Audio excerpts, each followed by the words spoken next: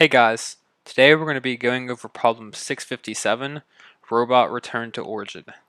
In this problem, we have a robot that starts at the spot 0, 0 on a 2D plane. We are given an input string called moves. Valid moves in this input string are uppercase U, D, L, and R. Any other character in this list would be ignored by the robot. U corresponds to an up move, D to a down move, L to a left move, and R to a right move by the robot. It's important to note that the direction of the robot's move is not dependent on what way it's facing. For example, U will always mean the same direction no matter what move came before it. We are concerned with figuring out whether or not the robot ends up at 0, 0, which is where it started.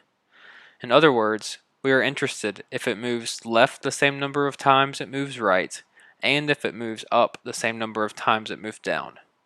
What we will do is use two counters to keep track of the robot's current position, one for each axis. If the next move in the string is up, we will increment the Y counter. If it's down, we will decrement it.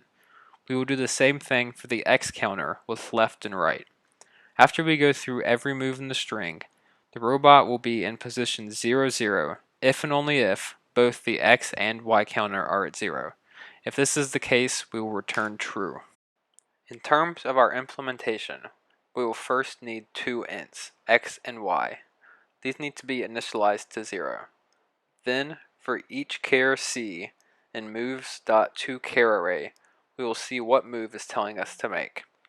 If it's U, we will increment Y. If it's D, we will decrement Y. If it's L, we will decrement X. And if it's R, we will increment X. Finally, we will return true if X and Y are both equal to 0. We go ahead and click submit, and we see that our submission was successful. Our runtime will be O of n because we loop through each character in the moves string once. Our space complexity will be O of n as well because the function toCharArray actually creates a newly allocated character array whose contents are initialized to contain the character sequence of the string moves. And that will do it for today's video, so be sure to like and subscribe for more, and comment down below which problem I should do next.